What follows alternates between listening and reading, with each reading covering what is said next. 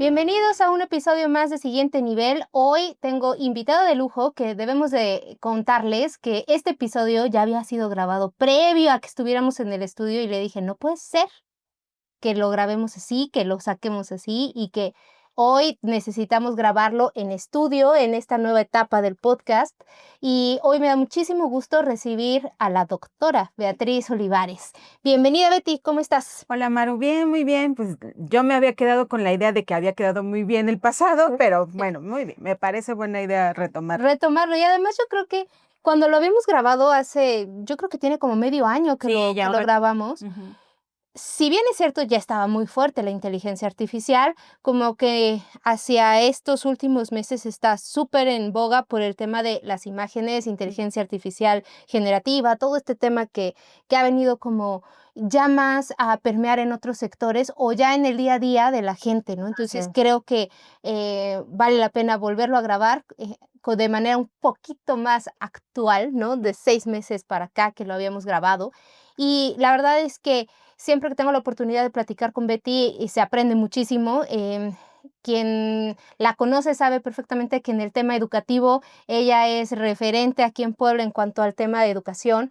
Y vamos a empezar a hablar de tecnología educativa, pero enfocados a la inteligencia artificial. ¿Te late? Sí, Bueno, parece. pues algo que la mayoría de las personas suele preguntarse en torno a la inteligencia artificial es cómo la podríamos definir, pero en tu contexto. ¿Cómo Ujú. podríamos definir inteligencia artificial en el contexto educativo? Va. Bueno, primero que nada creo que es importante hacer notar y tener como en cuenta la diferencia en que realmente la inteligencia artificial es algo que ha existido desde hace muchos años, pero a lo mejor lo que ahorita estamos viviendo, lo que estamos utilizando al día, como el ChatGPT, como alguna herramienta para crear imágenes, videos, etcétera, eso es lo que vamos a denominar como inteligencia artificial generativa. Entonces, estas herramientas son las que actualmente se están utilizando en gran medida en la parte educativa y bueno, en otros ámbitos, ¿no? Comerciales, incluso en nuestra vida cotidiana. Pero si pudiéramos hacer como una definición muy coloquial, diríamos que es una herramienta, ¿no? Que es una herramienta basada en algunas datos, ¿no? Que anteriormente se le fueron acumulando o con los que ha sido de alguna forma alimentada, nos puede ayudar a dar respuesta a ciertas pues, preguntas que les hacemos o solicitudes que le hacemos. Todo lo que es la inteligencia artificial generativa se basa precisamente en eso, en una serie de bases de datos que a través de todo lo que ella ya ha aprendido, ¿no? De alguna manera, entonces nos puede dar la posibilidad de generarnos contenidos que en medida de, pues podríamos decir que de lo posible, podríamos decir que son auténticos, que son completamente generados o por la herramienta y que no existen otros hechos iguales, ¿no? Entonces, eso podríamos decir, o sea, es una serie de como tal, de bases de datos, ¿no? Que a través de ahora de estas herramientas nos permite generar o crear cosas nuevas y dar respuesta, pues, a muchas interrogantes que tenemos, ¿no? Yo creo que algo que pasaba mucho en el tema de Internet, bueno, siempre ha sido en Internet la evolución de cómo administramos la información, Ujú, ¿no? O sea, así es. desde Google hace mm, años, ¿no? Yahoo, todo es cómo íbamos almacenando. Pero el tema que mencionas de cómo utilizamos la información, pues, a nivel personal era imposible acceder a toda esa información y toda esa base de datos. La tecnología lo hace Sí. y entonces empezamos a generar con base a la información anterior. Ahora, en el entorno educativo, ¿tú crees que la inteligencia artificial beneficia a todos los niveles educativos o hay alguno en el que no? Bueno, yo creo que realmente hay que ver la inteligencia artificial como lo que es una herramienta. Entonces, como herramienta puede beneficiar a todos, hablando desde docentes hasta los propios alumnos. ¿En dónde está realmente como la parte fundamental en el cómo se usa? Si nosotros simplemente nada más le decimos al estudiante de diferente nivel, usa, por ejemplo, un chat como el ChatGPT sin darle a lo mejor indicaciones, sin hablar de riesgos, sin hablar de sesgos, etcétera, no le va a servir de nada. Y lo mismo va a suceder incluso para un maestro. Si el maestro solamente le dice a una de estas herramientas, hazme un cuestionario, pero nunca le indiqué cuál es el contexto, cuál es el objetivo, qué tipo de cuestionario, etcétera, me va a dar algo, sí, pero no necesariamente lo que probablemente yo estaba pensando o lo que me puede ayudar. Entonces, ¿realmente puede ayudar? Sí. Puede perjudicar también, porque si no está bien identificado hacia dónde y cómo se quiere utilizar, pues entonces no va a tener ningún beneficio.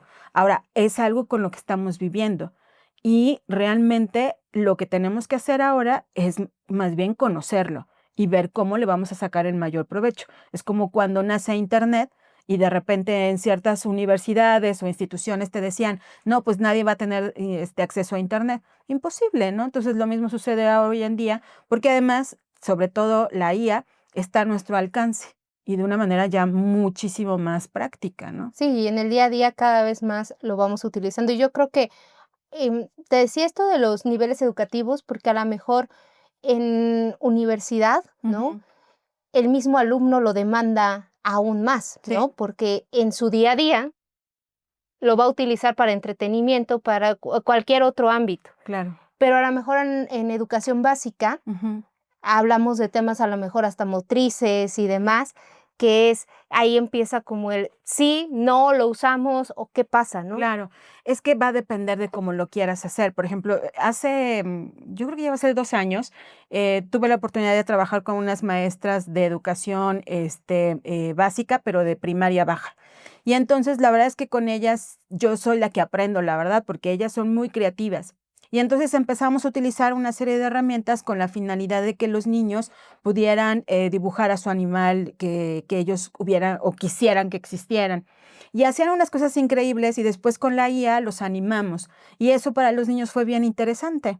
Y además también algunos se dieron cuenta que pues no podían tener al elefante con alas porque las alas no eran lo suficientemente grandes, etcétera. Entonces depende del uso, ¿no? Depende realmente de cuál es el objetivo y cómo lo quieres utilizar. Ahora, esto no quiere decir que ya a partir de esto ya no van a tener ninguna interacción con otras herramientas como el lápiz, el papel, etcétera, donde desarrollan otro tipo de habilidades, ¿no? Y que son básicas y que son necesarias.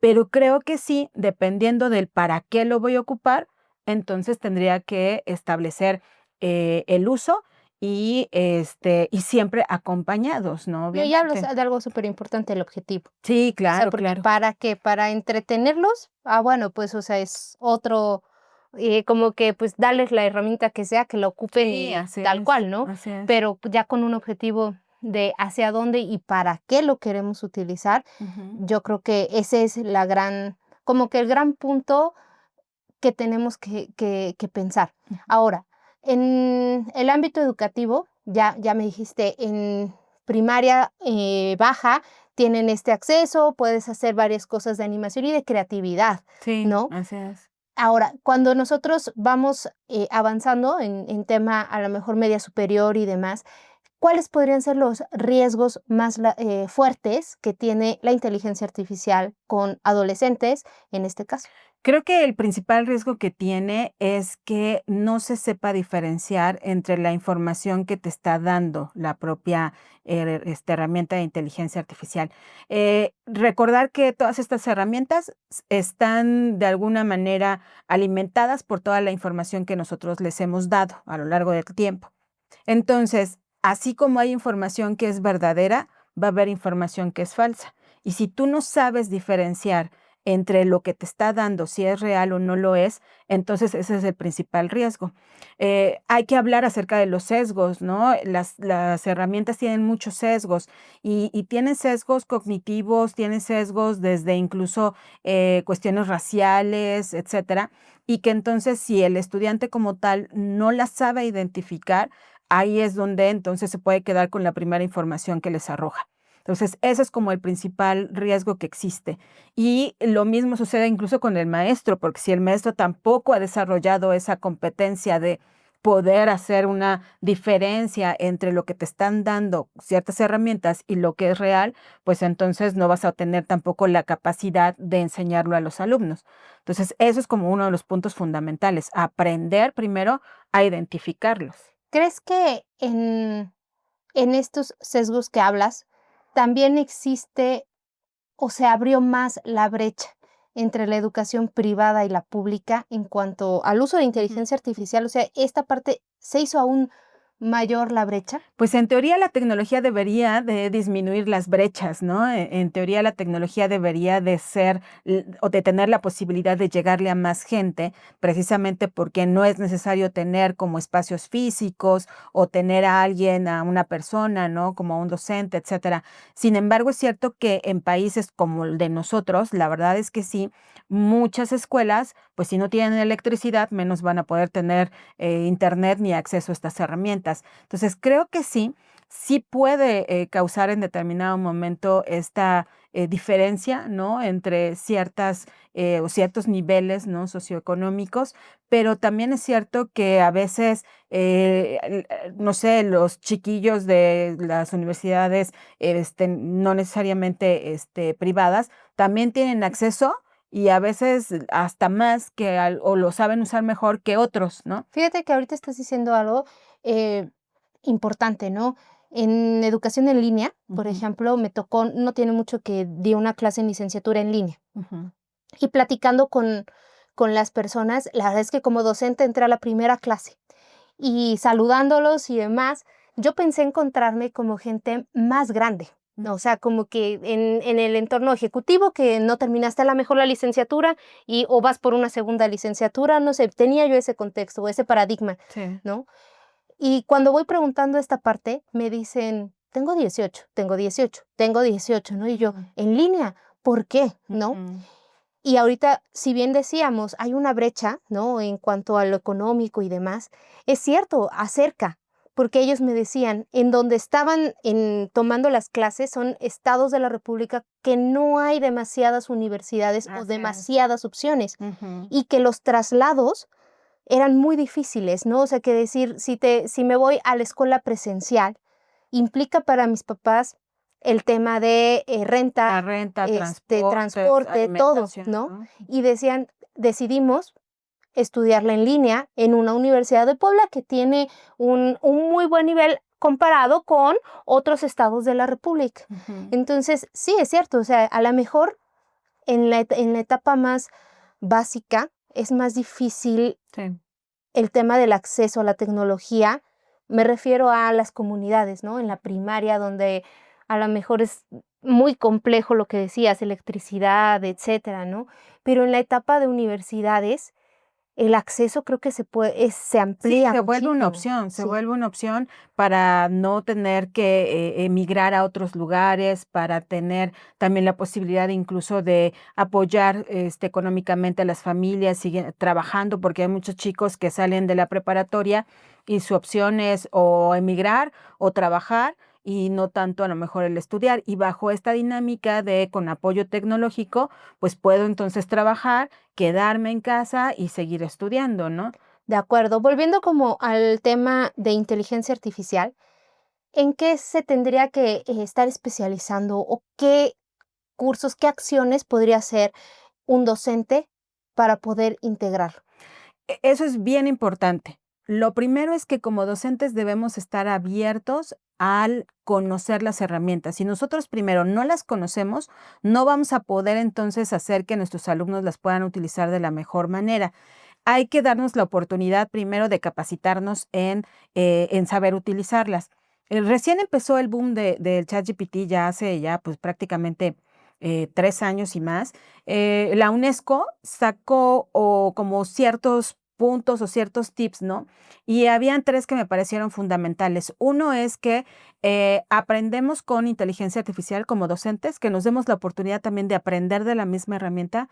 Otra es aprender de inteligencia artificial, o sea, en general involucrarnos en de qué es, de qué estamos hablando, cuándo nació, porque como te decía al inicio, mucha gente puede pensar que la inteligencia artificial nació hace 4 años con el ChatGPT y esto no ¿Y es cierto. qué es ChatGPT? Que Exacto. solo es No, no, Chat no, y no es cierto, ¿no? Realmente la inteligencia artificial nace desde prácticamente la Segunda Guerra Mundial, estamos hablando de inteligencia artificial. Entonces, si nos damos cuenta, realmente llevamos ya muchos años con ella. Y dos, y tres, perdón, que nos podamos nosotros también involucrar más en conocer las ventajas que trae consigo la inteligencia artificial. Entonces, sí tenemos como docentes, sí o sí, capacitarnos. ¿Cómo? Pueden ser a través de cursos, pueden ser a través de diplomados, no lo sé, creando comunidades, pero sí darnos la oportunidad, darnos el tiempo de ver las grandes ventajas que tiene. Porque además como docentes, créanme que cuando ustedes conocen más a profundidad las herramientas, no solo ChatGPT, hay muchas herramientas que son exclusivas para docentes, que son con un enfoque netamente para el desarrollo académico. Cuando las conocemos, nos damos cuenta de que nos pueden ahorrar tiempo en cuestiones que suelen ser talacheras, ¿no? Y que a veces decimos: "Ay, no quiero hacer una rúbrica porque me tardo un montón haciéndolo", ¿no? Pero si yo tengo muy bien claro los parámetros, las características, los valores, etcétera, me va a ayudar y lo va a generar en unos minutos, y yo ya nada más me doy tiempo para revisar, verificar, etcétera. Lo mismo para generar materiales. Entonces, creo que aquí lo importante es darnos la oportunidad de aprender de ella, de conocerla, de identificar también de qué manera le puedo sacar también provecho para mi trabajo como docente y para que mis alumnos aprendan de la misma. Pero sí hay que capacitarnos, ese es un hecho. De acuerdo. Hablamos de uno de los eslabones de la educación, que es el docente, ¿no? Ujú, Pero los padres de familia, ujú. el padre de familia hoy, ¿cómo puede apoyar a sus hijos en todo este tema de inteligencia artificial? ¿Qué tendría que hacer? ¿Qué tendría que conocer para hacer un soporte con sus hijos en el uso de inteligencia artificial? También eso es como clave, ¿no? Como papás, me parece que una de las cosas es darnos la oportunidad también de conocerla, porque probablemente lo primero que van a hacer los papás es decir: "No, no lo uses", ¿no? O no, porque es como hacer trampa. Pero realmente no, no es hacer trampa si sabes cómo es que la vas a Hace utilizar. hace 15 días tuvimos un episodio también de inteligencia artificial, curiosamente, y Job nos decía este tema de lo primero que da es miedo, Ujú, así ¿no? es, sí, Y obviamente, entre más, años, las generaciones, pues es miedo a lo desconocido, o sea, no sé, seguridad y tema de esto. así Entonces, es es. primero perderle el miedo. Perderle el miedo, obviamente, conociéndola, atrevernos a usarla, a ver qué esto qué hace, ¿no? O como para qué la puedo usar, que incluso hasta en mi trabajo, cómo me puede ayudar, ¿no? Independientemente de a lo que me dedique, ¿no? Esto en qué me ayudaría. Entonces, creo que eso sí es fundamental, perderle el miedo. Y otra es que como papás también estar muy de la mano, sobre todo cuando estamos hablando de edades tempranas, muy de la mano con los docentes. De hecho, una recomendación que yo siempre les doy a los maestros es cuando vayan a hacer este tipo de cambios, ¿no? Que la verdad es que son como un poco, podríamos decir que también entre bruscos, innovadores, etcétera, el de, ay, voy a utilizar ahora herramientas de IA, comuníquenlo, platíquenle al papá cómo es que la van a usar, por qué la van a usar y cómo ellos también los pueden ayudar. Entonces, creo que eso también es fundamental, ¿no? El estar en contacto también con la propia escuela para ver cómo podrían hacerlo efectivo. Y ahorita que mencionabas esto del miedo, creo que también esto es un punto medular. Las instituciones, lo que tenemos que hacer de ya, y si no lo han hecho, las escuelas lo tienen que hacer ya, es generar protocolos de uso donde se establezca muy bien qué se puede hacer y qué no se puede hacer con las propias herramientas. Hay un ejemplo que creo que ha circulado en muchos lugares, donde de repente un especialista en inteligencia artificial va a una conferencia y de repente pregunta quién son estudiantes y les pregunta quiénes de ustedes usan IA.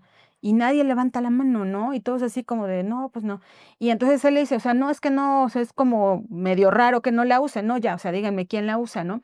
Y ya por ahí una mano, y le dice: "Es que no sé si está permitido o no", ¿no? Y eso es cierto, muchas universidades, muchas escuelas preparatorias, etcétera, no tienen un reglamento de si la uso, no la uso y cómo la uso. Y a lo mejor en qué materias, en cuáles no. Exactamente. Entonces, por eso es que genera también como este miedo de, ay, sí la podré usar o no la podré usar. Y eso es lo peor. Lo que hay que hacer ahora es transparentarla. Eso es lo ideal. Hay que transparentarla, no importa, o sea, la usaste, órale, va, está bien, pero ahora tú dilo. Tienes que mencionarlo en tu trabajo, tienes que decir cómo la usaste, tienes que decir qué beneficios, etcétera, ¿no? Pero sí hay que hacerlo, porque de lo contrario, entonces ahí sí ya estaríamos incurriendo hasta en otro tipo de cuestiones, ¿no? Ahorita dijiste las instituciones. Las instituciones evidentemente están dirigidas por personas y en este caso, como directivos, ¿qué acciones tendrían que sí o sí, no importando el nivel educativo, como directivos, qué acciones tengo que hacer con mi escuela en temas de inteligencia artificial?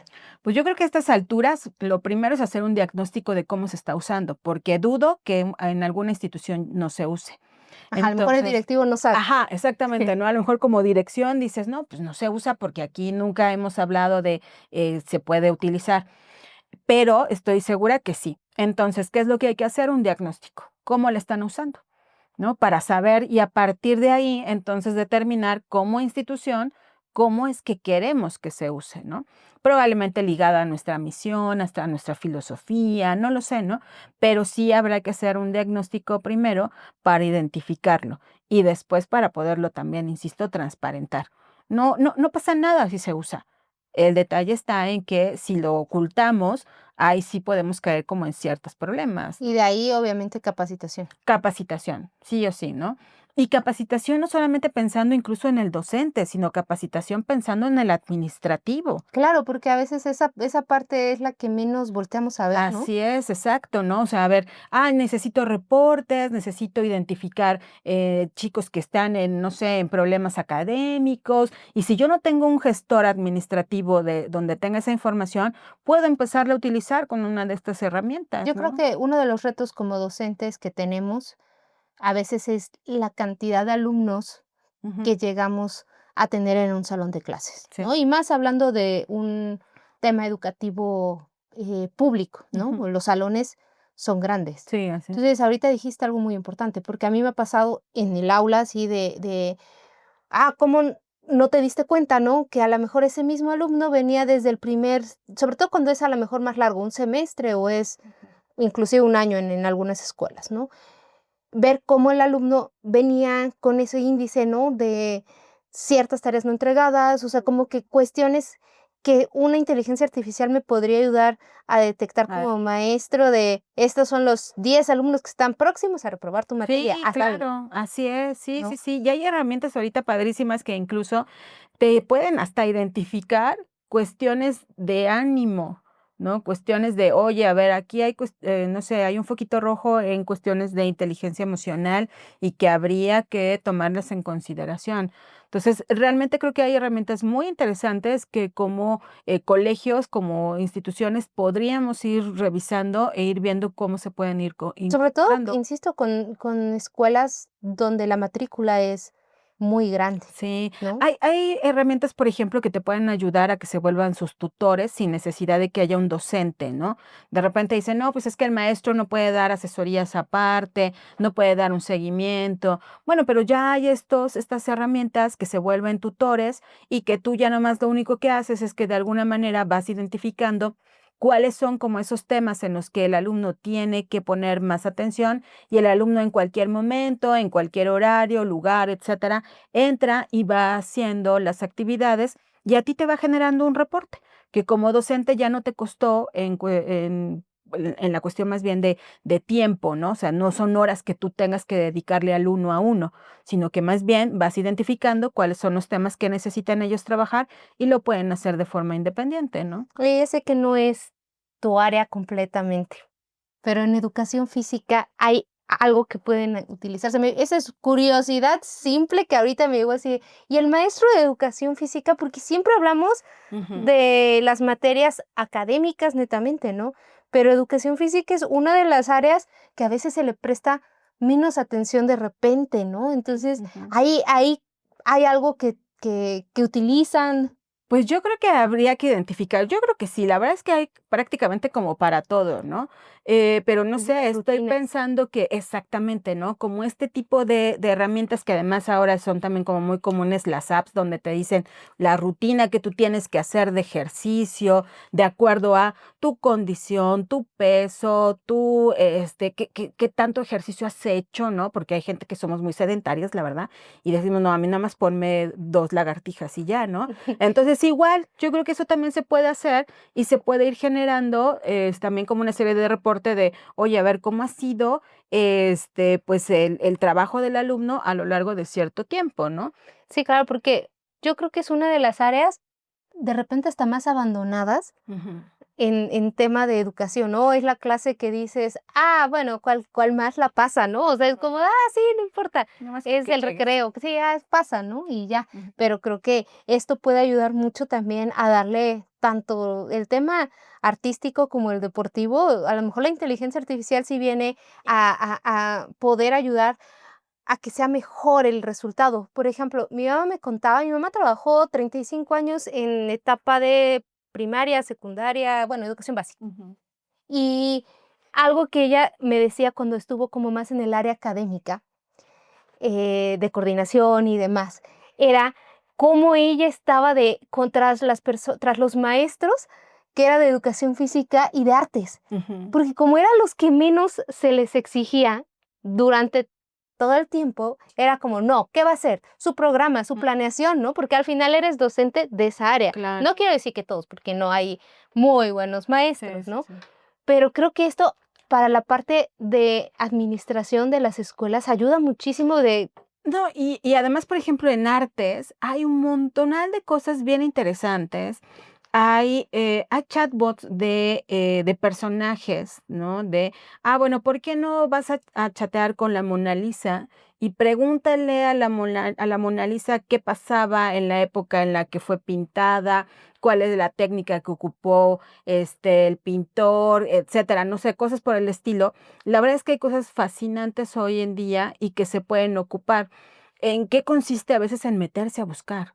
En darse sí un tiempo para buscar, aprender a usarla y ver cómo entonces la puedes incorporar en tu aula, ¿no? yo creo que el reto Pero hay un montón de cosas, la verdad como que sí. docente cada vez se vuelve más un reto, si bien te tenías que actualizar mucho siempre, hoy es súper importante porque de repente tienes alumnos que dominan más la Sí, claro. inteligencia Mm. artificial 10 veces más que tú, y de momento es de, híjole, ¿no? O sea, ¿cómo te vuelves un guía, Ujú. ¿no? Lejos de estar dando el como se tenía Sí, ya no en más estilos eres alguien que anteriores. tienes que estar dando información y se acabó. No, no, no, eres alguien que tienes que irlos guiando, pero que además ahora tienes que estar o tratando de estar un pasito más adelante de ellos en el manejo, por ejemplo, de ciertas herramientas, ¿no? Aunque, ojo, la mayoría de los estudiantes, saben utilizar muy bien, las redes sociales, el TikTok, son muy buenos editando para hacer sus videillos y todo, pero no le sacan provecho a muchas otras herramientas. Entonces, aquí es más bien el docente el que tiene que ayudarlos a utilizarlas, como a darles este enfoque. Pero obviamente si no conoce de las mismas, pues no lo va a poder hacer nunca, ¿no? Sí, no. Y además, me imagino en un salón de clases, tú vienes a lo mejor a enseñar un 2% y a lo mejor el alumno ya sabe 50% de la herramienta que tú ibas Ujú. a enseñar, y se vuelve todo un reto porque Así tienes que es. estar preparado, ¿no? Para ir cerrando, Betty, ya hablamos como de los beneficios, ¿no? De incorporarlo. ¿Cuáles consideras tú que serían los retos en los próximos 2, 3, 5 años en México Ujú. en torno a la inteligencia artificial en la educación?